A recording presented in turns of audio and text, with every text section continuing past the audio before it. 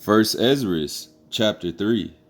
Now, when Darius reigned, he made a great feast unto all his subjects, and unto all his household, and unto all the princes of Media and Persia, and to all the governors and captains and lieutenants that were under him, from India unto Ethiopia, of 127 provinces.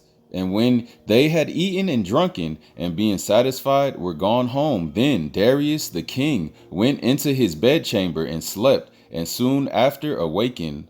Then 3 young men that were of the guard that kept the king's body spake one to another, Let every one of us speak a sentence. He that shall overcome, and those sentence shall seem wiser than the others. Unto him shall the king Darius give great gifts and great things in token of victory, as to be clothed in purple, to drink in gold, and to sleep upon gold, and a chariot with bridles of gold, and a head tire of fine linen, and a chain about his neck. And he shall sit next to Darius because of his wisdom, and shall be called Darius his cousin. And there everyone wrote his sentence, sealed it, and laid it under King Darius his pillow, and said that, when the king is risen, some will give him the writings, and of whose side the king and the 3 princes of Persia shall judge, that his sentence is the wisest. To him shall the victory be given, as was appointed. The first wrote, Wine is the strongest. The second wrote, The king is the strongest. The third wrote, Women are strongest. But above all things, truth beareth away the victory.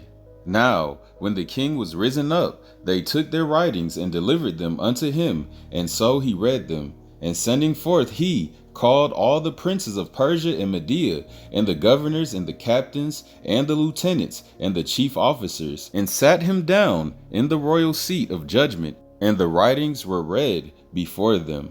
And he said, Call the young men, and they shall declare their own sentences. So they were called, and came in. And he said unto them, Declare unto us your mind concerning the writings. Then began the first, who had spoken of the strength of wine. And he said thus, O ye men, how exceedingly strong is wine!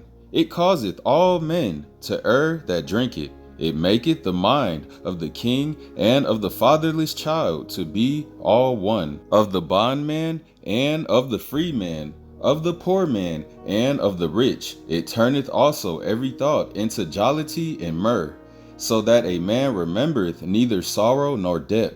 And it maketh every heart rich, so that a man remembereth neither king nor governor. And it maketh to speak all things by talents. And when they are in their cups, they forget the love both to friends and brethren, and a little after draw out swords.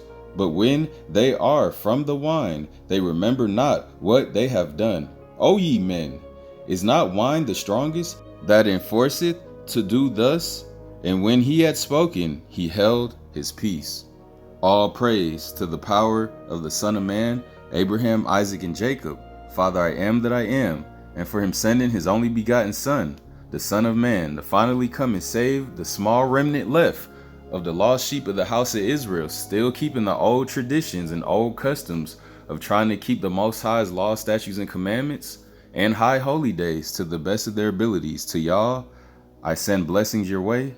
Now, when it comes to, different things about not just religion, but just about, any type of topic in life, you know what I'm saying? There's all kind of debates. Now, the debate I have against the 3 men that wrote, one wrote about wine being the strongest, the second wrote that the king is the strongest, the third wrote women are the strongest. Now, the one that read first about wine, I tend to disagree with him a little bit, because for one, the Most High said wine, and I'm paraphrasing, that wine is a beautiful thing to have and to, drink and to celebrate with, you know what I'm saying? But too much wine, that's the thing about it. Too much wine, you got to know how, you know what I'm saying, to, balance out the amount of wine or strong drink that you drink. I mean, yeah, the more you drink, the stronger it's going to be. But at the end of the day, it shouldn't be to that point where, you're drinking so much that it's becoming strong or a stronghold on you. You know what I'm saying? Because again, if you drink too much, you become a drunkard, and a drunkard is a sin. You know what I'm saying?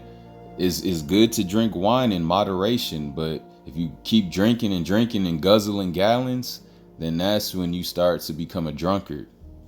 With that being said, all praise, Israel. Shalom.